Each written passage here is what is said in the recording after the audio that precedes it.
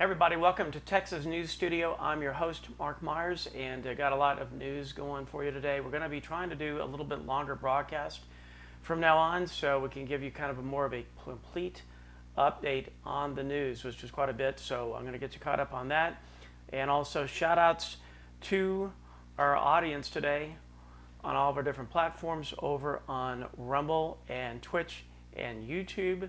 Glad to see you all today.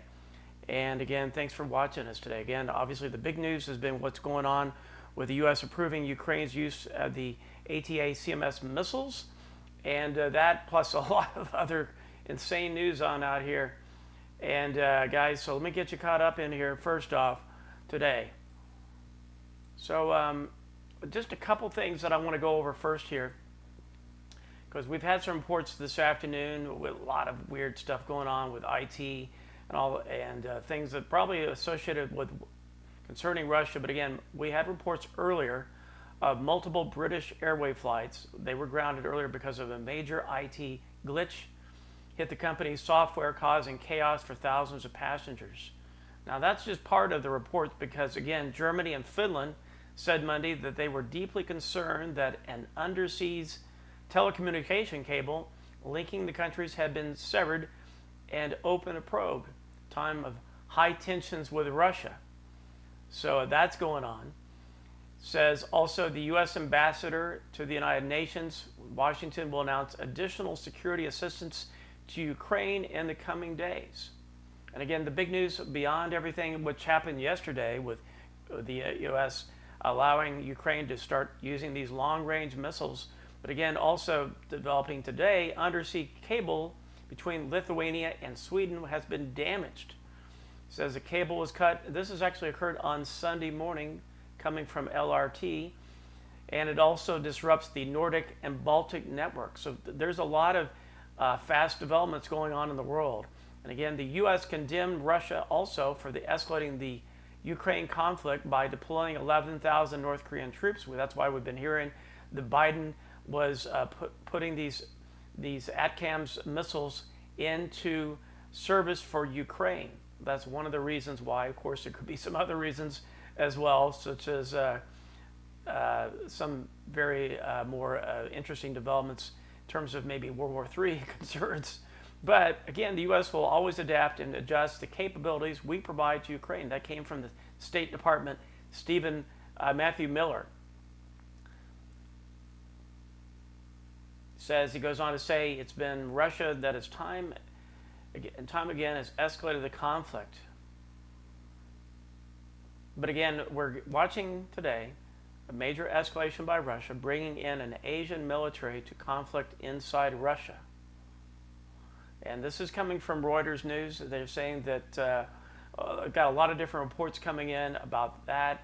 And also concerning Israel today, Hezbollah missile attacks wounds at least 5 near Tel Aviv.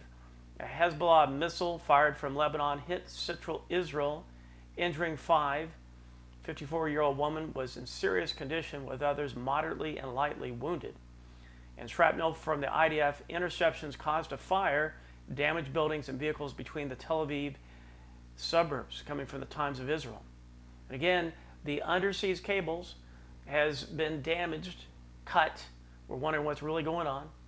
Again, and another day and another so-called mystery in Europe's increasingly volatile Baltic region, news has just broken that an underseas communication cable linking Lithuania and Sweden has been damaged. But damaged how? No one knows, or so they claim. Sweden's Telia has reported the incident, and suddenly every finger is quietly pointing eastward to, guess what? Russia. Now, just days after the Biden administration essentially gave Ukraine the green light to use long-range weapons against targets deep inside Russia, we have this, a critical piece of infrastructure suddenly out of commission. Yet no one wants to talk about the obvious. Is this a retaliation, or worse, is it a signal of things to come? And this isn't just a cable, folks. This is the kind of soft underbelly of modern warfare that no one is ready to defend. These undersea cables are what keeps the world connected. Your internet, your financial systems, and your communications. And they're actually ridiculously vulnerable. One submarine, one rogue state, one bad actor, and boom, the lights go out. Now, Lithuania is calling this a serious disruption. Sweden's scrambling to investigate. But the bigger question is, why is no one asking why this happened? Why now? And let's not ignore the elephant in the room, Russia, a nation that has already made it clear that it has no intention of backing down, especially after Biden's reckless move to escalate the conflict between approving Ukraine's use of long-range missiles into Russian territory. Now, do they want global war? Well, of course not.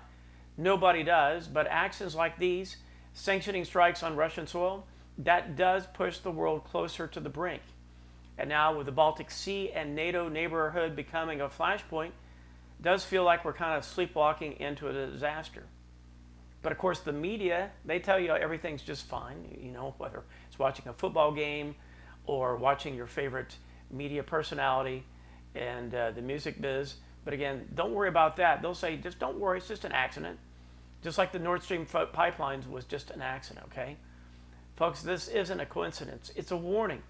And if we don't start asking the tough questions now, we're going to wake up one day and realize we're in a war no one wanted, no one voted for, and no one's prepared for. So very concerning, guys. Again, the mainstream media, a little bit of news about all this, but a lot is just not being talked about, or the gravity or the seriousness of the situation. That's why we're here to let you know in the alternative media what's going on, guys. Now, the other reports that I've got in here today, crazy. Sweden and Finland tell citizens to prepare for war. Why now? This is coming from Barron's, published actually today. And just in Sweden and Finland, two of the most peaceful and neutral nations in Europe for decades, are now telling their citizens to prepare for war. You heard that right. These countries have prided themselves on diplomacy, on staying out of the fray, but now they're handing out guidelines on survival, urging people to stock up on food, water, and other essentials. Of course, what's going on, and you know already about it, again, to set the stage, just a few months ago, both Sweden and Finland joined NATO as a direct response to Russia's aggression in Ukraine. At the time, it was billed as a precaution, a move to deter any future threats. But now we're seeing the reality. These nations don't just fear a threat, they're preparing for an outright conflict. Of course, why now? And connect a few dots here. This comes days after the Biden administration approved Ukraine's use of long-range weapons on Russian soil. It's not just diplomacy, that's provocations. And what does Russia do when it feels cornered? Lashes out. We've seen this before in cyber attacks and infrastructure sabotage, military posturing, and now the ripple effects are being felt across Europe with NATO nations bracing for the worst. Sweden's prime minister is calling this a new era of insecurity. Finland is doubling down on its message. Be ready to defend your homeland. If you think this is just talk, think again. These governments are quietly mobilizing, preparing their people for something that seems increasingly inevitable.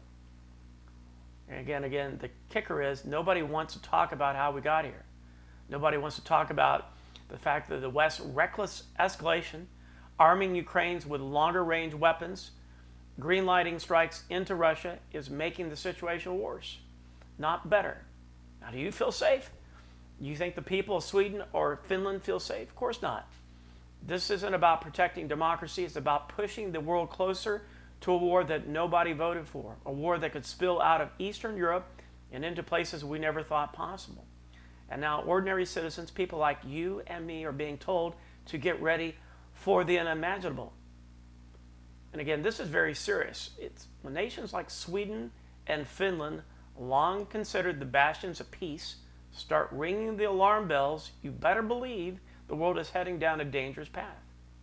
Of course, you want to keep your eyes open, stay with TNS, because we're going to keep you digging and keep you updated by digging here and asking the questions the mainstream media won't. And of course, while we're doing this, while I'm going out, leave your comments down below because I would like to read them as we're going through our broadcast here, guys. So I want to make you part of the broadcast, not just me reading off something here.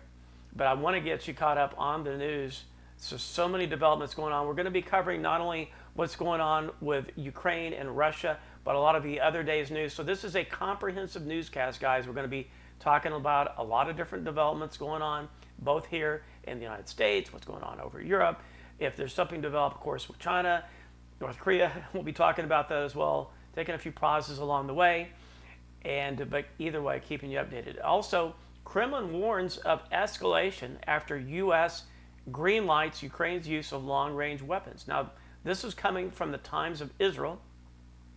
The Kremlin is furious. They're not being subtle about it.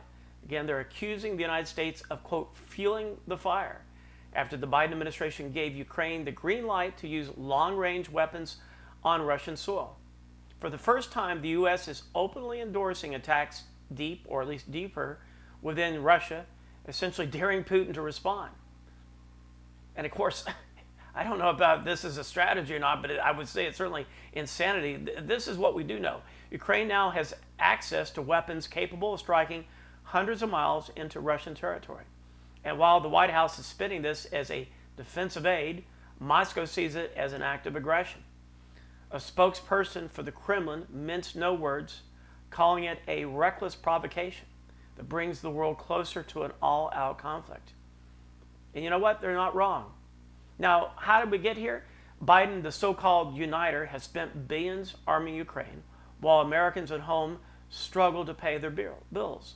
And now, by approving long-range strikes, he turned this proxy war into something far more dangerous. This administration claims it's about deterring Russia. But let me ask you something. When has poking the bear and a nuclear-armed Russia ever led to peace? Truth is, they don't care about peace. They don't care about diplomacy. They're playing a high-stakes game with your future. And the kicker is they're doing it without your consent. Nobody voted for this. Nobody said, hey, let's escalate the war and see how close we can get to the brink of nuclear catastrophe. But what's Russia doing? Well, they're ramping up their own rhetoric, promising a response that will change the course of the conflict.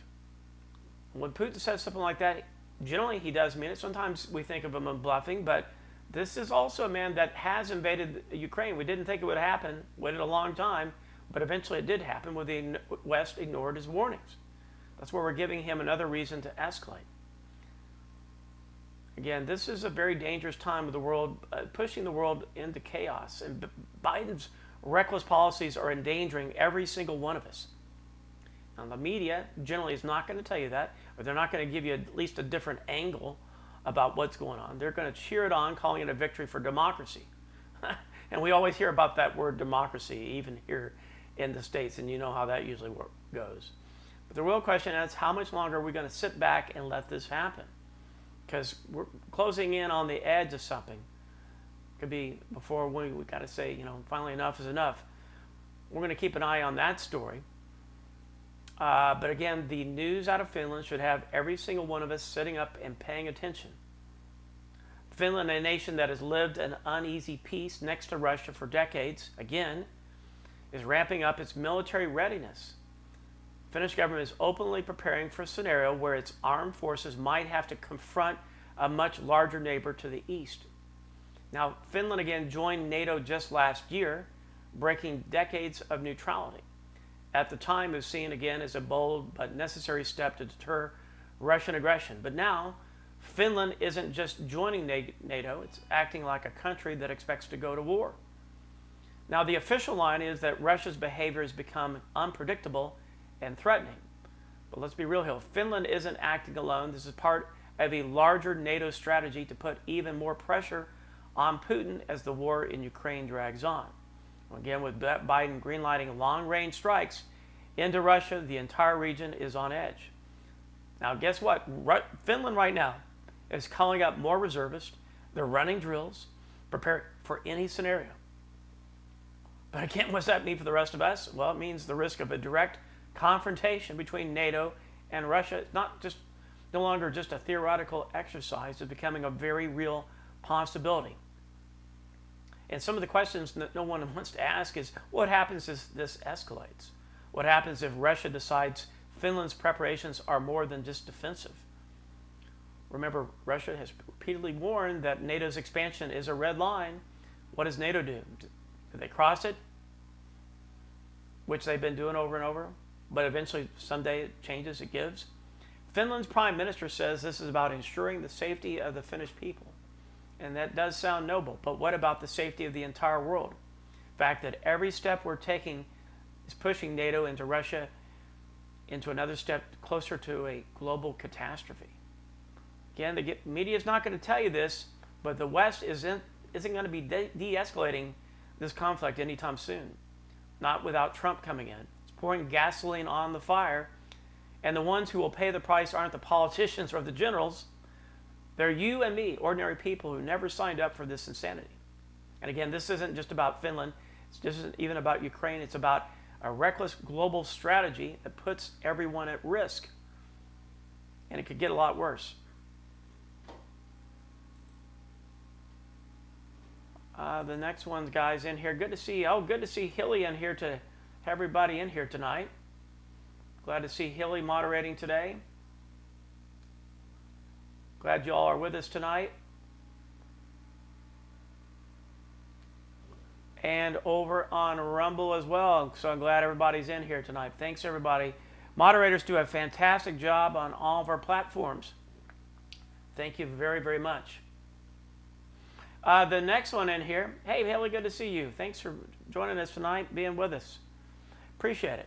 We're going through a much longer news broadcast. If you're just joining us tonight, I'm going to be running a broadcast that's, well, we'll see how it works.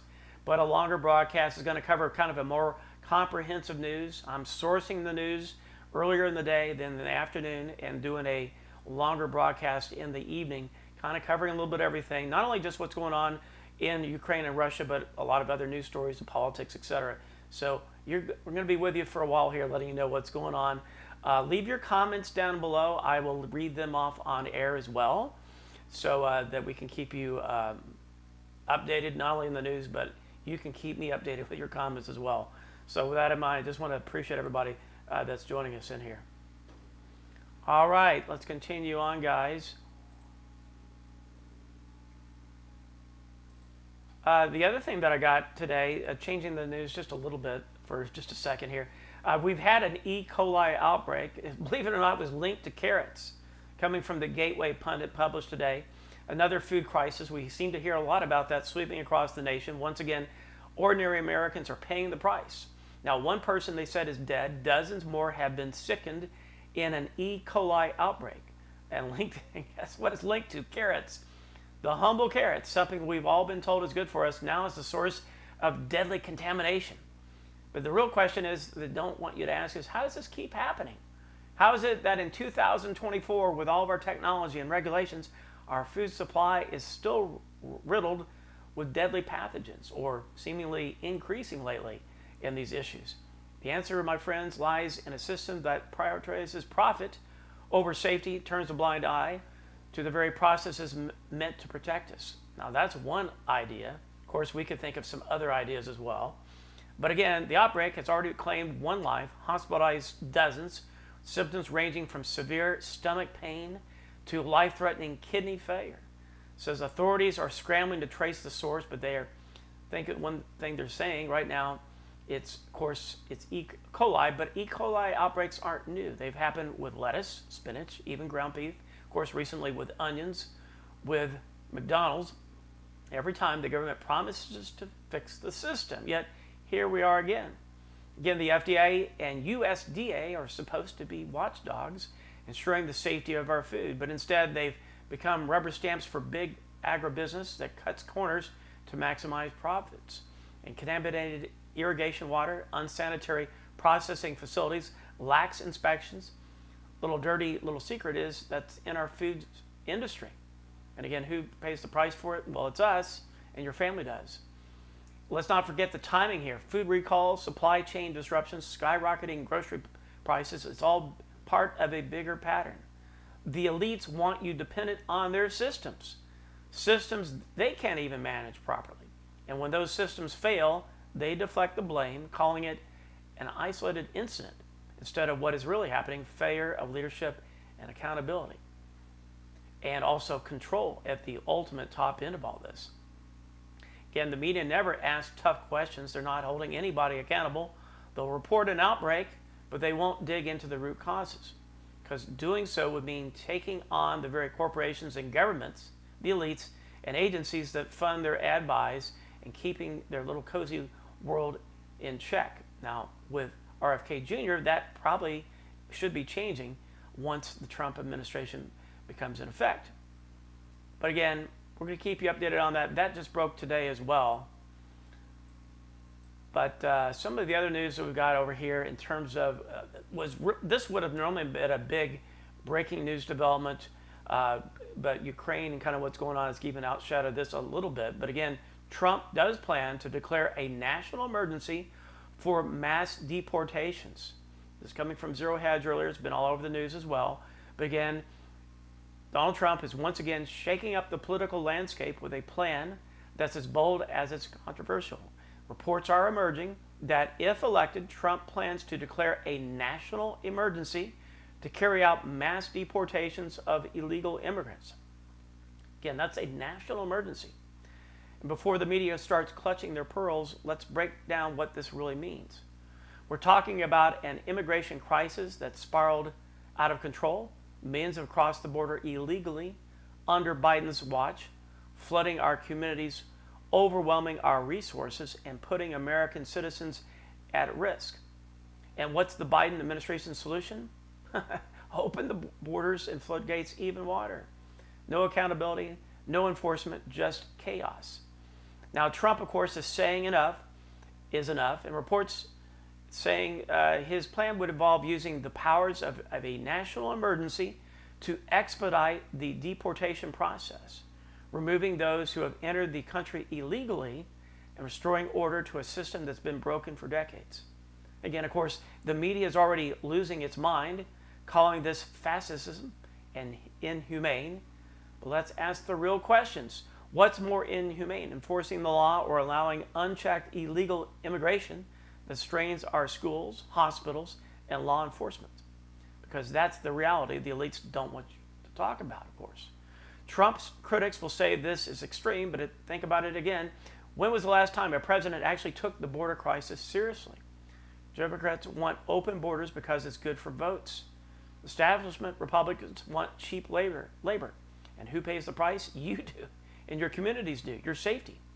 Declaring a national emergency isn't about hatred or bigotry. It's about the sovereignty of the U.S. It's about saying this is our country, and we have the right to decide who comes in. Not radical, it's common sense. And again, the bigger picture, Trump isn't just talking about fixing immigration. He's talking about fixing the whole system. The deep state bureaucracies, the activists, judges, the globalist NGOs that profit from this chaos. Declaring a national emergency is a shot across the bow, a warning to the establishment that their days of unchecked power are over. So again, are we ready for a leader who's willing to take bold action to defend the country? Going to keep forward? We're going to just keep on pretending that everything will be fine while the system collapses around us. I think we've made that decision now. The other report that I've got for you away is from Ramaswamy here, plan to delete government agencies, a bold move or necessary revolution. This is also coming from Zero Hedge.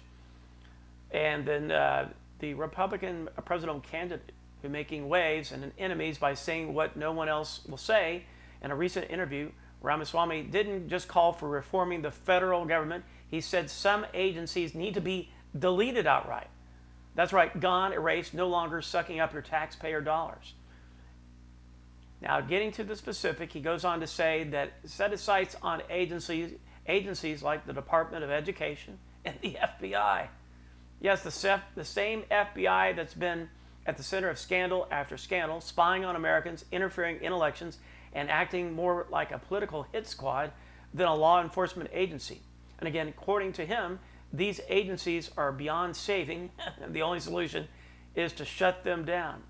And he's not stopping there either. He's also questioning the very existence of the ATF, the Nuclear Regulatory Commission, and other alphabet soup bureaucracies that have ballooned in size and power, often at the expense of your freedoms. Of course, the media is losing its mind over this. They're calling it radical, dangerous, and irresponsible. But is it really radical to demand accountability on the other hand? Is it dangerous to ask why we're funding agencies that actively undermine the Constitution they're supposed to protect, or is it just common sense?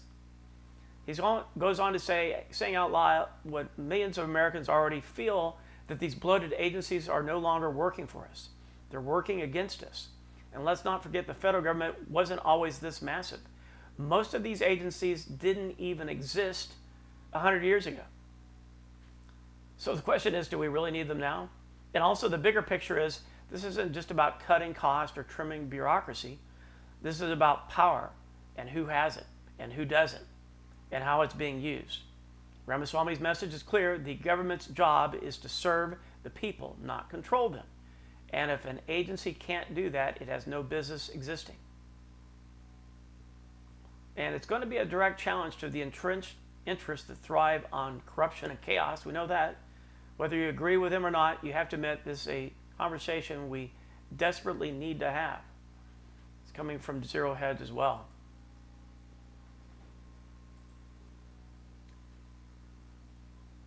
Hey, Chris, thanks guys, appreciate it. Chris from Canada, Quebec, thank you very much. Very much appreciate that, guys, for all the super chats in here, guys, on YouTube. And over on Rumble today as well. Thank you, guys. I see Surgery in here. Stephen giving all the latest news as well. Continuing on, Don Jr. warns White House is steering us toward World War III while his father pushes for peace. Coming from Zero Hedge as well, if you thought the political tension in this country couldn't get any higher, Donald Trump Jr. just dropped a bombshell warning. Again, the Biden administration is driving us, well, not a surprise, toward World War III. According to Don Jr., the White House isn't just mishandling foreign policy, it's actively escalating global tensions, risking nothing less than global catastrophe. And in a fiery statement, Don Jr. said, and I quote, "The White House will get World War III going if they're not careful. My father has a chance to create peace." Again, let's unpack that for a second. While the current administration is handing out weapons like candy and greenlighting strikes deep inside Russian territory, Trump is doubling down on its calls for diplomacy and negotiation. And again, love him or hate him, you can't deny this. Under Trump, we didn't have wars breaking out left and right. So what's changed? For starters, Biden's reckless approval of long-range weapons for Ukraine. Russia sees this as an act of war. And let's be honest, they're not wrong. And what does the White House do? They double down. Instead of seeking off-ramps, they're hitting the gas pedal toward conflict. Meanwhile, Trump is positioning himself as the only candidate willing to bring the world back from the brink. And you can say what you want about his tweets, but Trump's track record on foreign policy is hard to ignore. No new wars, historic peace, an approach to diplomacy that actually puts America first. Contrast that with Biden's, whose policy seems to put everyone else first. And you start to see why Don Jr.'s comments resonate. And also the kicker is, and not just him, but Don Jr. isn't just calling out Biden, he's calling out the entire establishment, the military-industrial complex, the globalists, the elitists, and of course, they don't want peace. Peace doesn't make them a lot of money. War does. And let's not forget, every missile launched, every bomb dropped comes at a cost, not just in dollars, but in lives. So again, what's the end game? Don Jr. makes it clear his father isn't just running for president, he's running to stop this madness, to put America back on a path of strength and stability, not endless conflict. And this is more than politics, folks. This is about survival. The stakes, again, have never been higher. The choice has never been clearer. Do we want a future of endless wars, or do we want a leader who actually fights for peace? The next one, guys, coming in here, this report was coming from also Zero Hedge. Pentagon fails its 7th audit in a row in terms of where your money's going. Again, the Pentagon has failed to account for your money. For the 7th year in a row, the Department of Defense has flunked its annual audit. Trillions of taxpayer dollars, can't tell you where it's going. And if this was just any other organization, it would be shut down and its leaders thrown in jail. But again, this is the Pentagon, and accountability doesn't seem to be in their vocabulary. So to break it down, this year's audit covered $3.8 trillion in assets. You want to know how much they could account for? Only 17%. The rest just lost in the system. Think about that. Imagine a business operating like this. It would be bankrupt in weeks. But here we are, year after year, watching the most bloated department of the federal government get away with financial murder. And what's the Pentagon's response? They're aiming for a clean audit by 2028. You're telling me the most powerful military in the world needs 4 more years to figure out where the money is going? It's not a plan, it's a joke. Meanwhile, what are they spending all this money on? Well, of course, we know endless wars, overpriced weapon systems that don't work a lot of the time, programs that enrich defense contractors while leaving our soldiers with outdated equipment and underfunded VA hospitals. And also, while they're losing trillions, they're also asking for more funding, more wars, more of your hard-earned money. And the real question is, why isn't this front page news? Why isn't Congress demanding answers? Again, because too many of them are in on it. They're bought and paid for by the military-industrial complex. The same complex that profits off endless wars and couldn't care less about you, your family, or the future of this country. And it's not just about incompetence either. It's corruption on a massive scale. And it's happening right on our front porch. Again, the Pentagon's supposed to defend America, not to rob it blind. And yet, year after year, we see the same story. Unaccountable bureaucrats, a complicit Congress, and a media that refuses to ask tough questions. Again, more than about money, it's about trust, which we don't have any trust with them anymore. How can we trust a government that can't even account for its own spending? How can we trust leaders who won't hold the Pentagon accountable? And then going on with more insanity, this next report also coming in, this is reported from Red State. California gears up to lead, quote, resistance against Trump. California, the so-called progressive paradise, is stepping up to lead what they proudly are calling the resistance against Donald Trump. Get that? That's right. The state that can't keep the lights on or solve its homelessness crisis is apparently going to save democracy from the orange man. Can't make it up.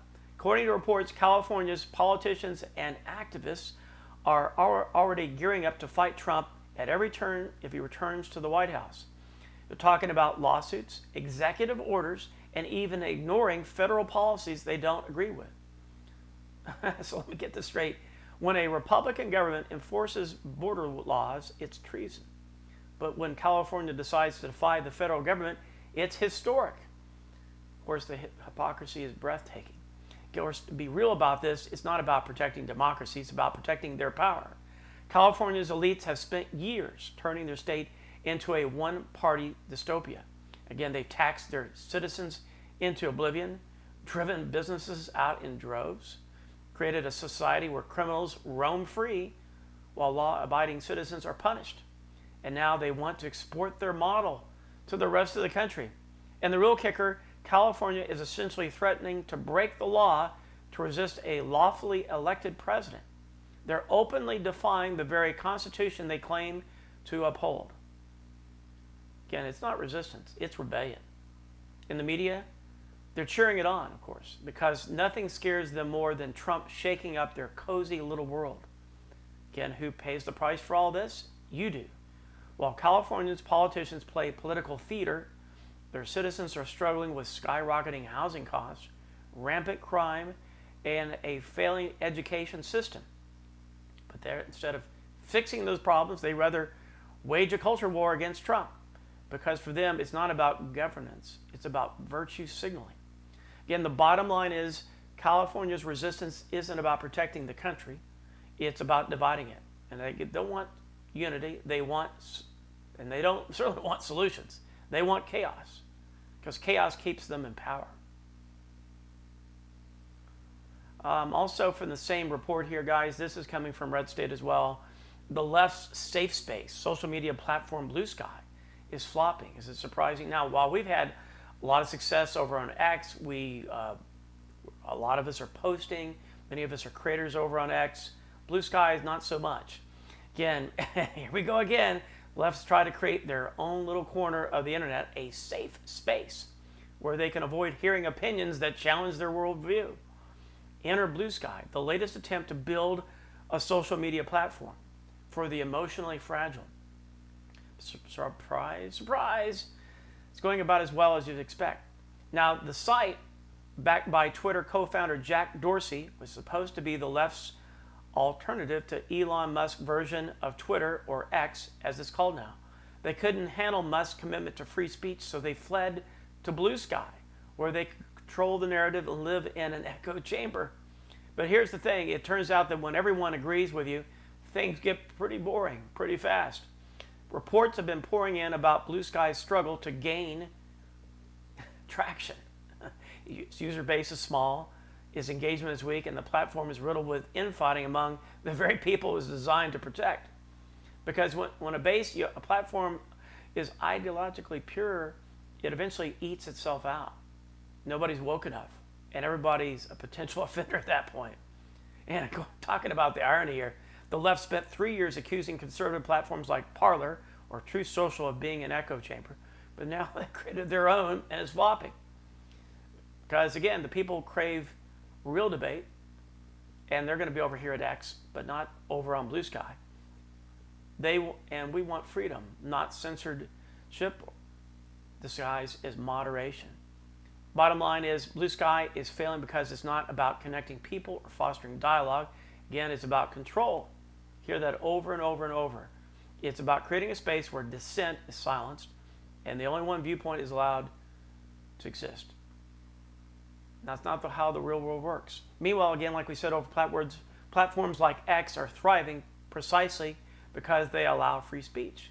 Love him or hate him, Musk understands that the internet is supposed to be messy, unpredictable, and yes, uncomfortable at times. And that's the price of freedom.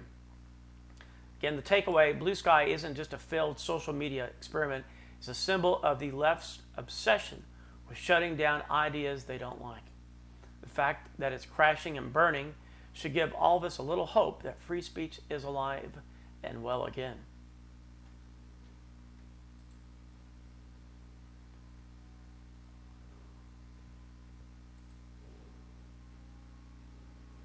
Continuing on, guys. This next one here, I want to make you aware of. This is coming from the Gateway Pundit.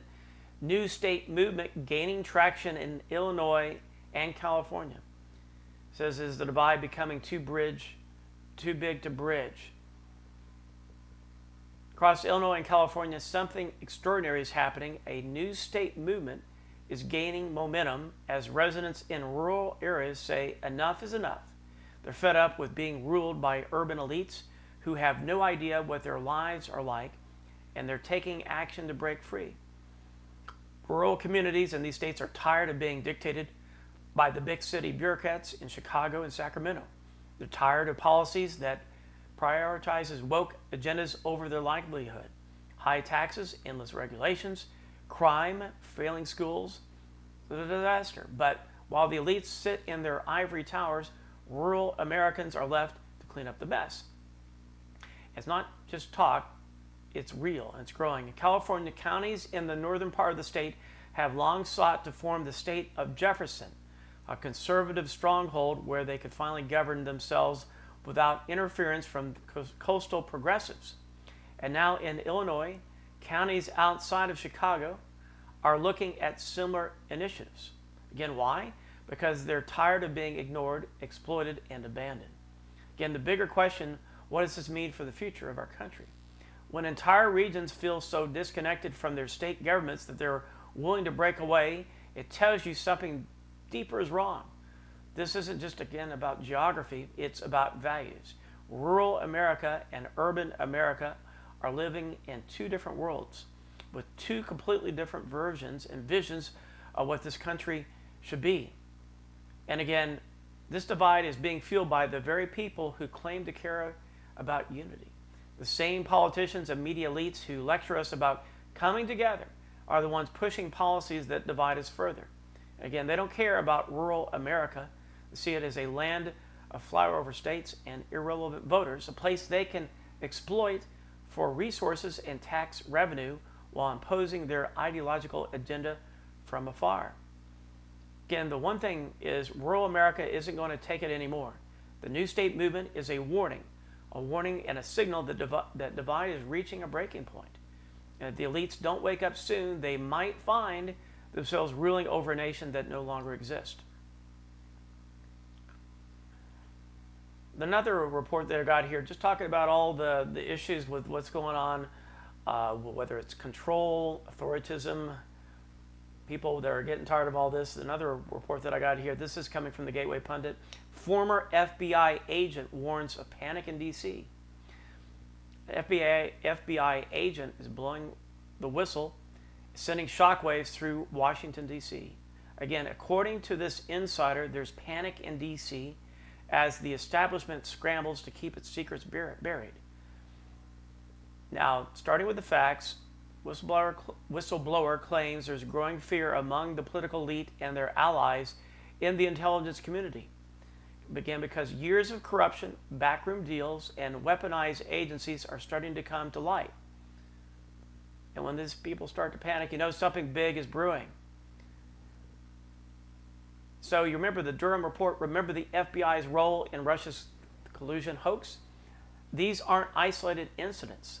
They're part of a larger pattern, a pattern of using the federal government not as a tool for justice, but as a weapon against political opponents. And now, as more whistleblowers come forward, the house of cards is just beginning to wobble. Again, the real kicker, they're not panicking because they're worried about justice. They're worried and panicking because they're worried about exposure, about losing their grip on power. The same people who spent years spying on Americans, suppressing dissent, and manipulating elections are now scrambling to cover their tracks. Of course, the mainstream media is silent, complicit. They won't touch this story because it exposes the very system they're part of. They don't want you to know that the people running this country are more interested in self-preservation than in serving the public. Again, what's next? The whistleblower is warning of a massive cover-up operation that's underway. It's just isn't about protecting a few bad actors. This is about protecting an entire establishment that thrives on secrecy, corruption, and control. The walls are closing in. The elites are scared. Truth does eventually always come out. But when it does, it's going to shake this country to the core. Now, I got another report, a little bit more on a lighter note, although it's just showing you how things are changing. MSNBC's Joe and Mika, whatever her name is, secretly meet at Trump's Mar-a-Lago. What's really going on? Joe Scarborough, Mika Brzezinski, the dynamic duo of the anti-Trump hysteria on MSNBC, were spotted meeting with none other than Donald Trump. And again, the same Donald Trump they spent years vilifying on their show. So what's really going on? According to reports, this wasn't some casual meet and greet. This was a behind closed doors meeting that's raising a lot of eyebrows, and for good reasons. Why would two of the loudest voices in the liberal media suddenly cozy up to the man they've spent years calling a threat to democracy? Could it be they finally realized that Trump's influence isn't going anywhere and they're hedging their bets? Or is this something more sinister, a backroom deal to reshape the narrative as we head into 2024? Either way, reeks of hypocrisy and opportunism. Remember, these same people have spent years lecturing you about Trump's so-called divisiveness, all while stoking division themselves. And now they're meeting him on his turf? It's almost laughable if it wasn't so transparent. And talking about timing, this comes just as Trump continues to dominate in the polls, solidifying his position as the front runner for 2024. Establishment media knows they've lost control of the narrative, and now they're scrambling to figure out how to stay relevant. Joe and Mika aren't just journalists, they're political actors, and we know that. The meeting proves it. And also, the media isn't covering this. because it exposes the game. It shows that behind the scenes, these so-called adversaries are more aligned than they want you to believe. It's all theater. Carefully crafted illusion designed to keep you distracted while they cut deals behind the doors. So again, the bottom line is, don't believe the headlines. Don't trust the narratives. The people who claim to despise Trump the most often are the ones who need him the most. And meetings like this only confirm what we've known all along. The system is rigged and the media is complicit.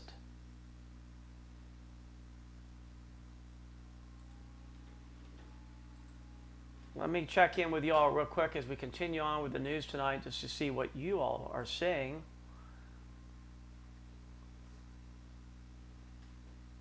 Good to see everybody on all of our platforms again tonight. I see you all tonight. Fantastic to be with us tonight, guys. While we're at it in here, Stephen's saying Trump selects former prosecutor and U.S. Rep. Sean Duffy as the next transportation secretary. So it's good to read all your comments coming in as well, guys. But going on, some of the other news that I've got that would be of interest to you, could be of interest to you. I want to make you aware of a little bit what happened with Netanyahu.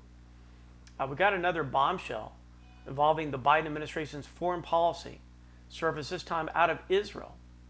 Netanyahu exposes Biden's pressure over Rafah crossing. Going out here, it says Benjamin Netanyahu's revealed that Joe Biden personally pressured him to allow humanitarian aid through the Rafah border crossing between Gaza and Egypt. It is not just about meddling. It's not just about diplomacy. It is about meddling in one of the most volatile regions on the planet. Netanyahu laid it out. The Biden administration wanted that border open for aid, even as Hamas, a terrorist organization, continued to launch attacks on Israel. Think about that. Instead of standing firmly with our closest ally in the Middle East, Biden is twisting arms behind closed doors to push policies that could easily backfire. Again, the real question, why? Why is the Biden administration so eager to play middleman for a terrorist enclave that has made its intentions toward Israel crystal clear? Is it about humanitarian aid, or is it about appeasing global elites who want to weaken Israel's position and tip the scales in favor of chaos? Again, Netanyahu didn't hold back. He made it clear it wasn't just about a casual ask. This is a full-on pressure from a leader of the free world to compromise Israel's security. And let's not kid ourselves, Biden's not doing this out of the goodness of his heart. This is part of a larger agenda, one that prioritizes international optics over actual safety and stability. And again, this is the kicker also. This isn't the first time Biden has undermined Israel. From reinstating funding to Palestinian organizations with ties to terrorism, to his lukewarm stance on Iran's nuclear ambitions, the Biden administration has consistently put Israel in a more precarious position. Contrast that with Trump, who moved the U.S. Embassy to Jerusalem, brokered historic peace deals, stood shoulder to shoulder with Netanyahu. But again, who's really benefiting from Biden's policy? Because it's certainly not Israel. And it's not America either. It's the same globalist cabal that thrives on endless conflict, instability, and moral posturing at the expense of actual lives. This isn't just a story about border crossing.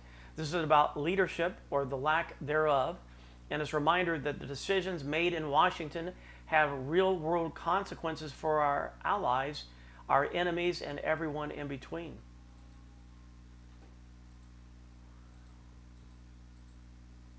I've got one other report to report in and let you, that came across here today, guys.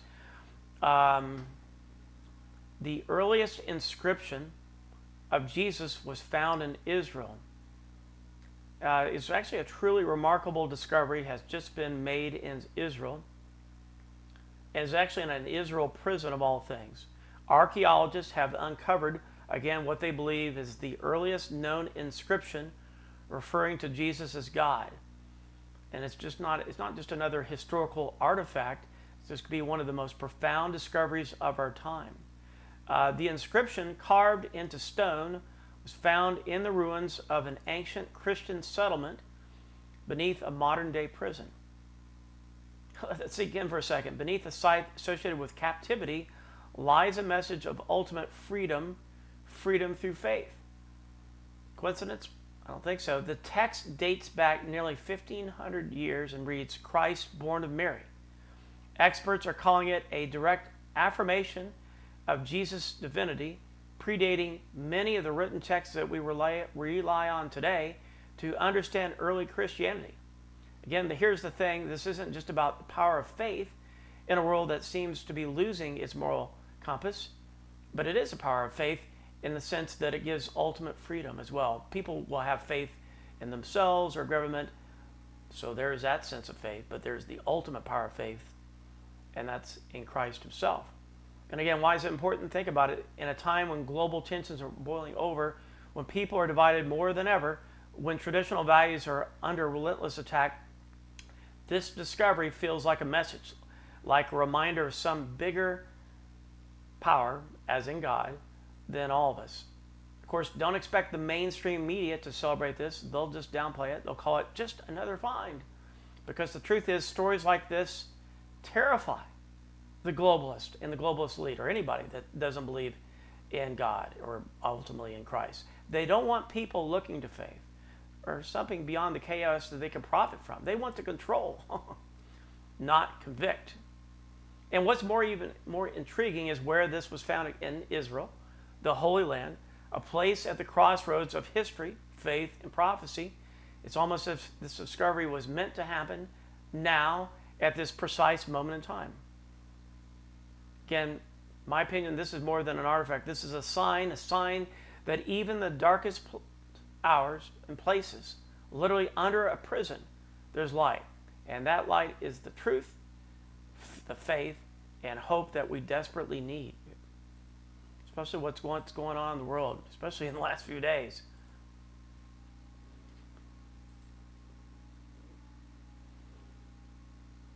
Fantastic to see all of our folks coming in tonight. We've been going through some of the news headlines of the day, and I just wanted to check in with you all tonight. We do have, guys, we've had a lot of activity going on today in terms of what's going on with Russia and Ukraine. This something broke just a few moments ago. This is coming from inside NK Geopolitics. We've had a report of a malfunction at Finland's nuclear power plant. The nuclear power plant is Soviet design. Reactor number 2 has been shut down. That's just on top of the submarine communication cable between Finland and Germany that was cut as well. So you talk about a lot of fast moving developments throughout here. Again, this just broke just a little while ago. Also, a Baltic Sea cable between Sweden and Lithuania has been damaged. Again, this Finland nuclear power plant has a malfunction now. So a lot going on in the world. I'm going to show you a couple of screen grabs from some of the news headlines of the day as well. And wow, look at this. I got more reports in. This is coming from CNN. I'll put this up. Let me show you just a little bit of the news imagery of the day. Coming from the Drudge Report, war intensifies. Biden authorizes long-range missile strikes. Ukraine unleashed. Moscow warns USA nuclear in Sweden and Finland on alert. That's one I've got here for you. There's another report in here. This is coming from CNN. So I'm going to put this up here. We're going to do a little, just to grab the quick image in real quick and then read you just and give you a little bit about the news on that. Let me pull this up. Give me just 1 second here.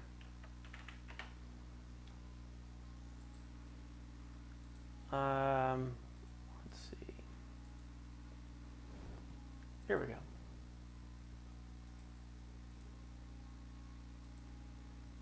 That's really kind of small. Can't see that very well. But the report coming out, again, stockpile nappies, medication, baby food. NATO members, Sweden and Finland advise citizens on how to survive war. I'm just looking through here real quick, guys. But again, CNN's reporting this. We've had these reports all day long. This was actually updated earlier today, so I don't have a lot of new information specifically on that. But again, definitely gearing things up now. The tone seems to be changing in the world as things are definitely escalating in the wrong direction. And right, of course, when Trump's going to be coming up with the inauguration, all this stuff is popping off in the world. That was a CNN report I had just that popped up here. So up in here, in terms of Iran, Iranian TV saying Iran is capable of achieving nuclear deterrence within 24 hours.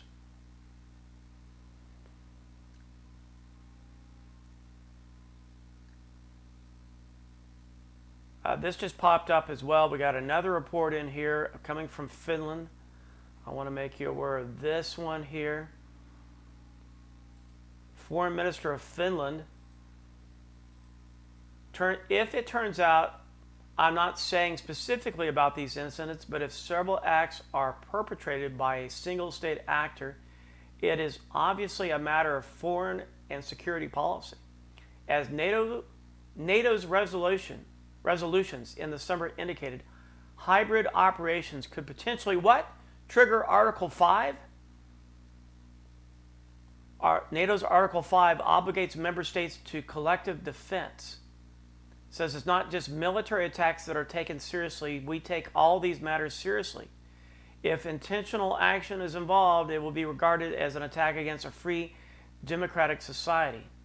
This is coming from the Foreign Minister of Finland.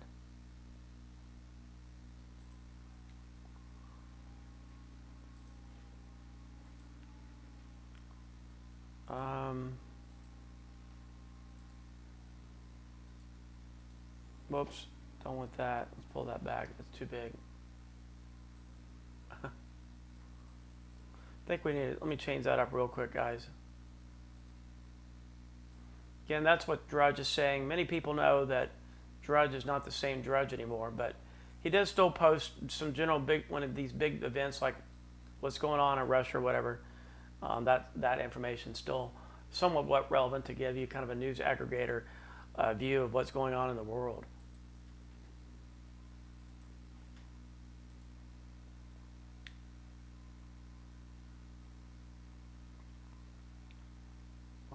Let's see here. Looking at some of the other news headlines of the day, U.S. warns Turkey to cut ties with Hamas leaders. State Department spokesperson Matthew Miller, we don't believe the leaders of a vicious terrorist organization should be living comfortably anywhere, and that certainly includes a major city, one of our key allies and partners. As reports suggest, some Hamas officials relocated to Turkey from Qatar. It says, while Turkey denies Hamas has a political base there, the U.S. demands an end to business as usual.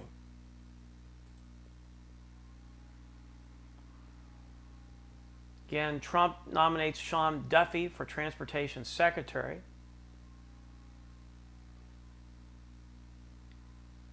Hezbollah, this was up earlier, missiles and drones strike Israeli intelligence base in Tel Aviv. Hezbollah is claiming responsibility for a coordinated attack targeting the Tel Ham base linked to Israel's military intelligence divisions, located 120 kilometers from the Lebanese border. Again, the operation, part of the Kabar series, involves precision missile strikes and attack drones. This was at 8:40 p.m. local, hitting their targets in Tel Aviv. That's coming from the Hezbollah telegram there.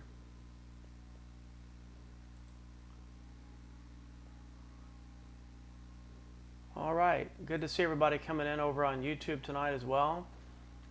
The other departments that we got, guys, and going back in here, we're going to recap some of our top stories. Well, what's going on with Ukraine?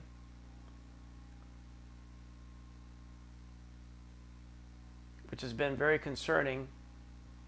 And I'm going to recap just a couple of the top stories of the day. Let me pull this up real quick.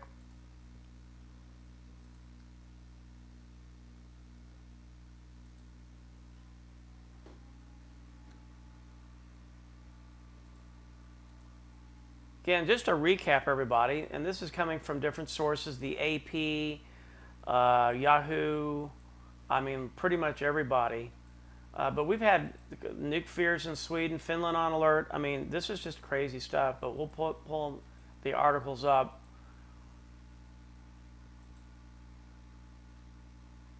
This one here, and I'm not going to show these up on screen, guys, but I will at least let you know. It says, bring the thunder. This is coming from the Sun. 5 words to strike fear in Putin. Zelensky gives chilling video address ahead of U.S. missile strikes deep into Russia. Reported today, updated this evening. It says, Kyiv plans to unleash its first long-range strikes in the coming days. Hang on one second. I just want to make you aware of a couple things in here. Let's pull this up real quick. Let's read through these articles real quick.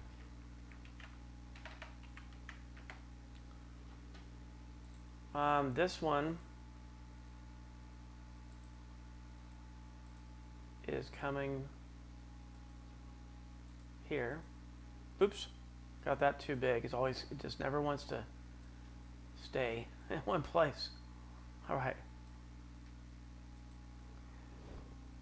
Again, what they're saying is, again, the Kyiv plans to unleash its first long-range strikes in the coming days. Zelensky has issued a stark warning. Told Tyrant missiles will speak for themselves. And again, Washington has given the go-ahead for U.S. missiles to be used to strike inside Russian territory for the first time.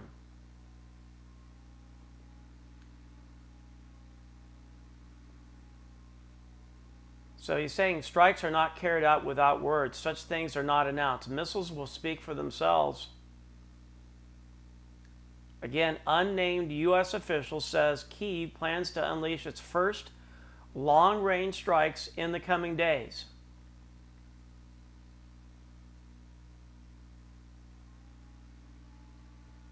Says Moscow today insisted that the U.S. has taken a very big step toward the beginning of World War III in giving Ukraine the go-ahead.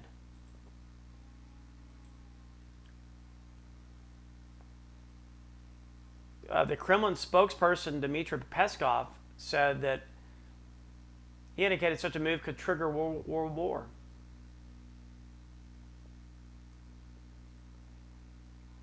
Putin has previously warned, says their direct participation in this already, of course, significantly changes the very essence and the very nature of the conflict.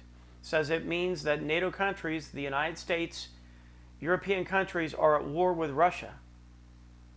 It says in this article here that it says that initial strikes will likely be carried out using the American ATACMS rockets, ATACMS rockets, which have a range of up to 190 miles, sources say. Again, they're saying it will be first long-range attacks could be launched in the coming days at Kursk, insiders say. These are about 800,000 euro in terms of dollars for each missile. They could travel up to 600 miles per hour. They use GPS for targeting as well.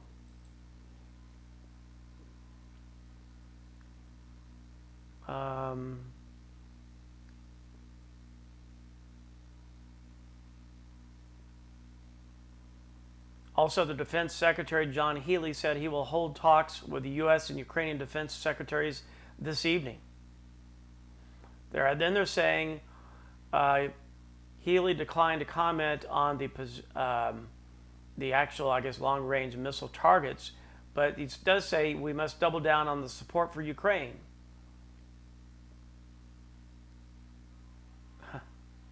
Wow.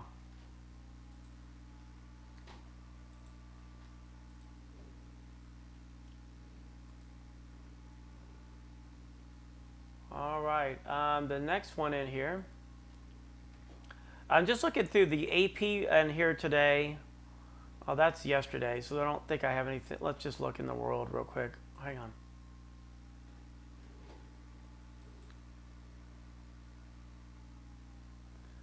The new report, I got one from AP. This is about 54 minutes ago. Again, a lot of this is kind of a little bit of rehash, 4:45 p.m. GMT time. Kremlin warned Monday that President Joe Biden's decision to let Ukraine strike targets inside Russia with supplied longer-range missiles adds fuel to the fire. Could escalate international tensions even higher, you think? Again, Washington's easing restrictions and limits on what Ukraine can strike with its American-made Army Tactical Missile System, or the ATACMS. Kremlin, no surprise, was swift in condemnation. Reuters reporting today, actually that was yesterday. Let's look and see what Reuters has on their latest in here. They got a whole section out on Reuters about all this. So there's a lot more coming in from the Reuters article that we're looking at here. It's talking about what the long-range missile strikes could mean in the Ukraine war. The strike authorization was following months of Kyiv lobbying, so they went on for a while before they got it. Impact will depend on missile numbers available, although they're saying that the U.S. decision may be too late to change the course of the war, or of course it could lead maybe to something far worse, like nuclear war. It says it will have positive tactical impact. They do say Reuters is saying the U.S. decision to authorize long-range Ukrainian strikes could help Kyiv defend the foothold in Russia's Kursk region. Military analysts said the impact on the battlefield, where Ukraine has been on the back foot for months, would depend on what limits remained. But while the shift may shore up Kursk operation, it was unlikely to be a game changer overall. It says the decision comes too late, among everything else. It says long-range strikes were always one piece of the puzzle. It says there's also no way to know how long the new policy will last. In terms of how far they can reach reach up to 300 kilometers. It won't go all the way up to Moscow, but it would be off to the southwest of Moscow. But it certainly could go quite a ways inland. Russia says Ukraine cannot fire the missiles at targets inside Russia without direct help from NATO allies, calling this a major escalation.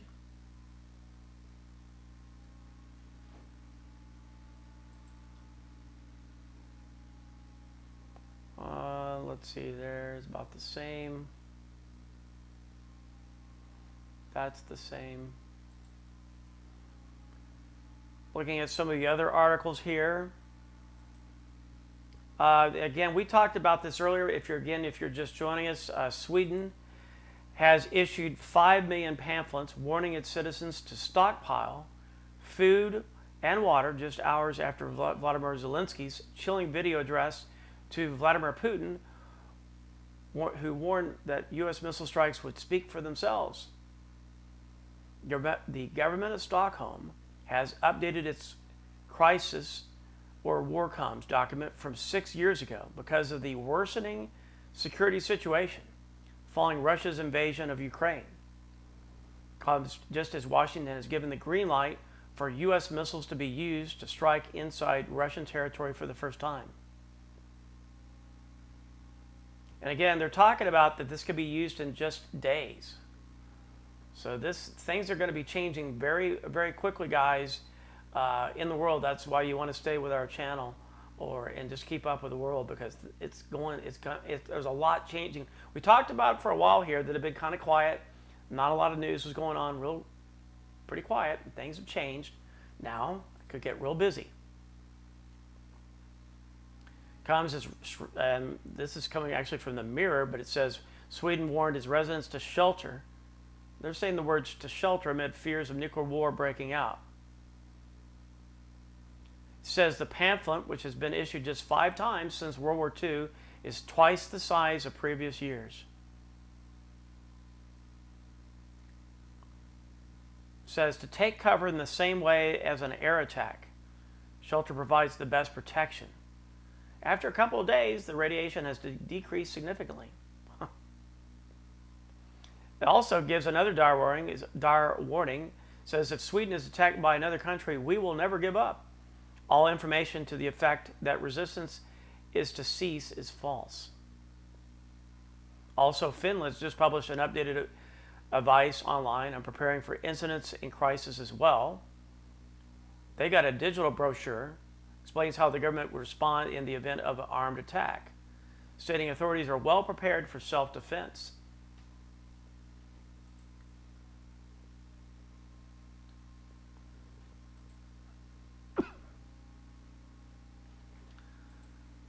So we're really watching this very closely. The BBC even has it as well.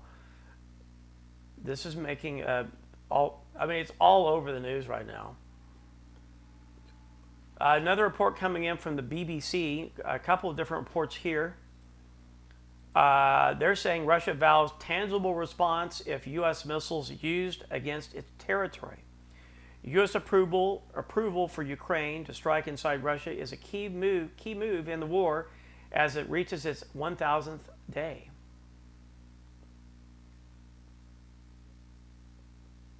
So they're saying a tangible response.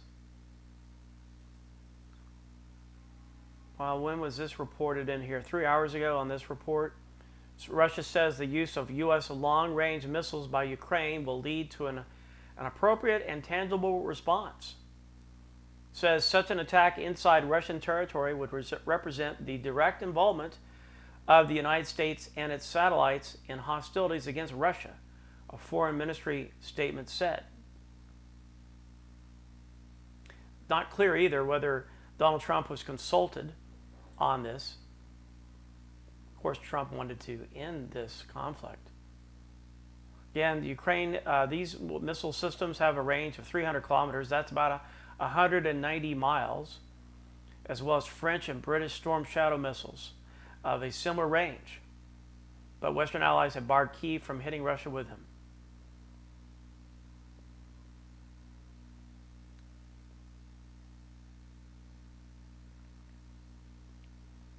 So definitely something to keep a very close eye on.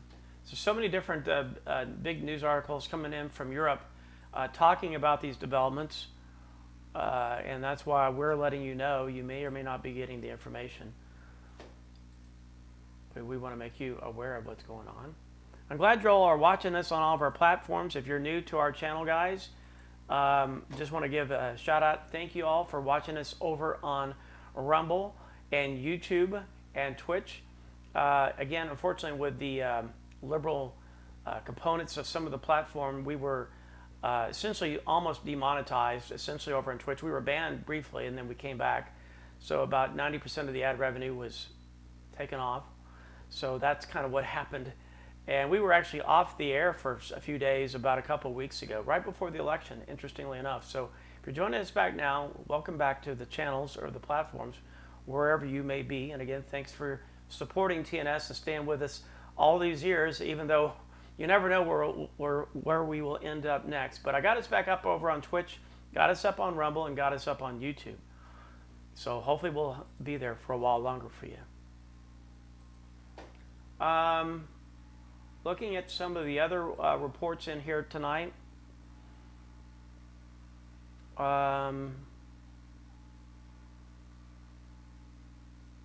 Trump saying concedes Gat's Senate confirmation may not happen. This is coming from Financial Juice just a few moments ago.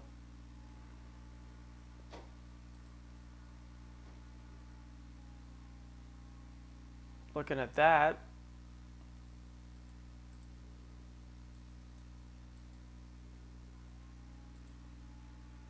Bitcoin's been holding steady about 90,000, so crypto is still doing well because of the potential Trump policies. We believe that crypto in the financial markets, unless we get into World War III, may be quite a bit better.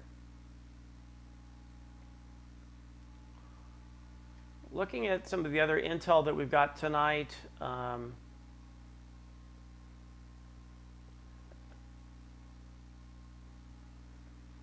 look in here real quick.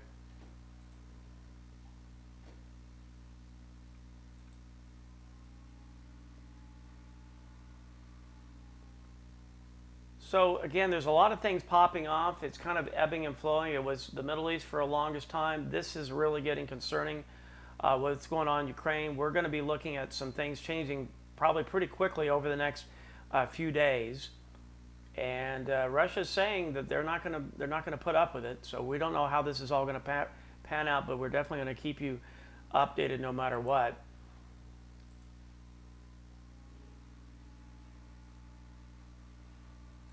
What else we got in here? I'm going to go back in here. If you're just joining us late, I'm noticing a lot of you all are coming in late tonight over on YouTube. So let's just recap. If you're just joining us again tonight, got caught up with a couple of the bigger day stories for you. And we had, again, a British Airways flights, this was earlier, was grounded after a major IT glitch hits the company's software. Greenland, or I should say Germany and Finland, said Monday they were deeply concerned that undersea telecommunications cables linking the countries had been severed and opened a probe at a time of high tensions with Russia. The U.S. ambassador to the United Nations said Washington will announce additional security assistance to Ukraine in the coming days. Also, the undersea cable between Lithuania and Sweden has been damaged. This was actually cut again on Sunday morning. This is disrupting the Nordic and Baltic networks right now. The U.S. has accused Russia of escalation with North Korean troops in Ukraine. Again, because they're saying, Russia, U.S. has condemned Russia for escalating the Ukraine conflict by reports we've got of up to 11,000 North Korean troops. There may be eventually 100,000 coming in there. So things are definitely escalating in there in the world. I'm looking through a couple of late breaking developments in here real quick in the news. German chancellor is saying it's important to hold further negotiations with Putin.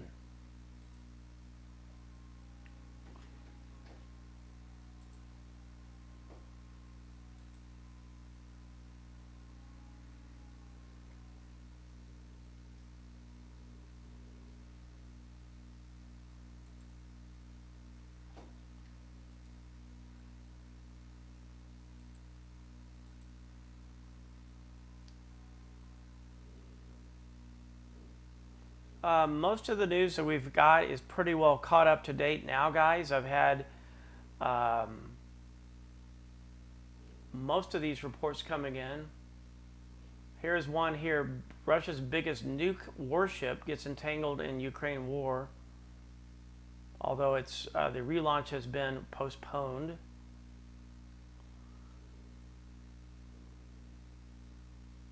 Another one report here. I don't know how reliable this report is. Russia threatens UK with nuclear war by Christmas. That's coming from the Express. Sometimes with these sensationalized articles, you don't know what to believe. A lot of it's not going to be valid. But this was reported today. Also, you have to kind of read through the fine print. This is a former spokesperson for Putin has warned Brits of nuclear war by Christmas. So it's a former spokesperson. This was one of the regular Putin mouthpieces. Markov warned that the shock move by U.S. President Joe Biden could mean Britons could be facing a Christmas in shelters.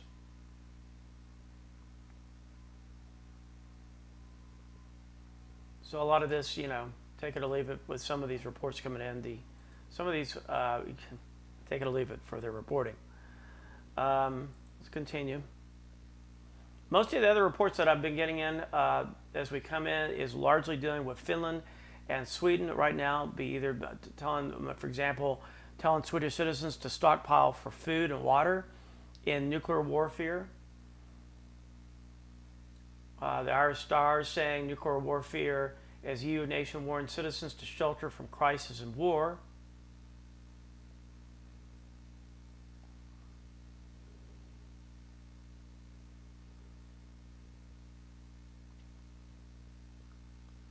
even the times of India, Putin's biggest ultimatum on CAM, nuclear war on cards if Ukraine attacks Russia, the times of India. The other day, even North Korea, Kim is urging its military to prepare for war. The Ukrainian MP, though, from News Talk says attacking Russian territory will not trigger nuclear war. So all kinds of different perspectives. The other night, of course, we had the big missile attack from Russia that included the NATO aircraft, fighter jets scrambling from Poland. So very tense times. When we're not streaming or when I'm not coming in live, guys, we always have the stream up running over on Twitch and Rumble. So there's always something going on that you can stay up to date on, I should say.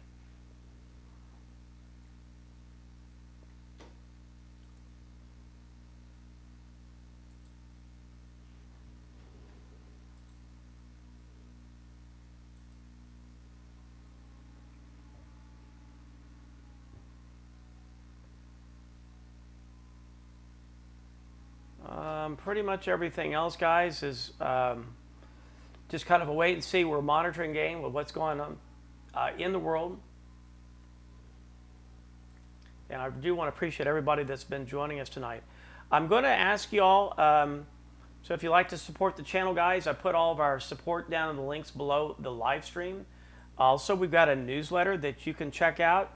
So if you want to stay with us and stay in touch, I'll put the newsletter. I should put it in here. Hang on. Let's just put it here. I'll put the newsletter in our chat. So if you want to check, help us out, not help us out, but follow us over on the newsletter, you can. We're growing that, and I'll put it in here as well, over on Rumble. And so we got that. Also, if you like our content, you can always help us out here. I'll put this in the chat as well. And that keeps us going. Keeps independent media going. So I appreciate everybody. We have been doing better lately with our goals in terms of our channel. So I want to thank everybody for support, the help. It's been really good, positive support going forward with the channel. So do that. We primarily do it through the Rumble rants right now. So for the Rumble crowd, y'all know where we're heading up toward. And the subscriptions, we mentioned it before in the Rumble chat, that the subscriptions, that's really the little thing where it says subscribe next to the Rumble rants. You can come in there. The problem with the Rumble phone, or if you're on an app, the Rumble app on iPhone and Android doesn't show that subscribe button, so it's a problem. You'll have to use a browser to see that if you want to subscribe. It's $5 a month on Rumble, and you can help us out that way. So a couple different ways you can help us out. And also but I appreciate everybody on whatever platform you're on by watching this, giving us a thumbs up, subscribing, whatever you want to do. I do appreciate it. Again, thank you so much for coming in here tonight. I'm going to wrap it up tonight up on YouTube. This is a report that I wanted to get us caught up on. There's a lot of stuff going on in the world, guys. I'm trying to do these longer reports now. I was even planning on doing it longer. I think we started up a little after 4:30. And we're now up at about 6 o'clock. So we've been on air on YouTube now live for about an hour and a half. But we're catching you up on what's going on in the news. There's a lot of fast breaking developments going on with Ukraine and Russia, the United States. We don't know how this is going to pan out. We'll do the best we can to give you good coverage and analysis of what's going on in the world. If you're not following us or subscribed on any of the platforms, please give us a follow at least if you like what we do. Subscribe, whatever you want to do to keep updated on the developments in the world. So again, thanks everybody. With that in mind, I want to give some shout outs tonight. I want to thank Jan on YouTube for moderating tonight. I saw Hilly earlier. I don't know where he's at now, but Hilly was up. So thanks everybody for that. And over on Rumble, I'm seeing Surgery in here. There's Diva Ellie over on Rumble. Good to see y'all. And 320 of y'all on Rumble, so somebody's watching right now. And then over on Twitch, Rip It, Retro, True Believer. Rhonda was up earlier as well. So, guys, thank you so much as we continue to give you updates on the world news and scene, which is pretty intense right now. Okay, guys, we're wrapping it up on YouTube for now. Thanks for watching us. Make sure to follow, subscribe, and I'll see you at the next report. For TNS, Texas News Studio, Mark Myers, we'll see you at the next report. And for Rumble and Twitch, I'll be back with you in just a second.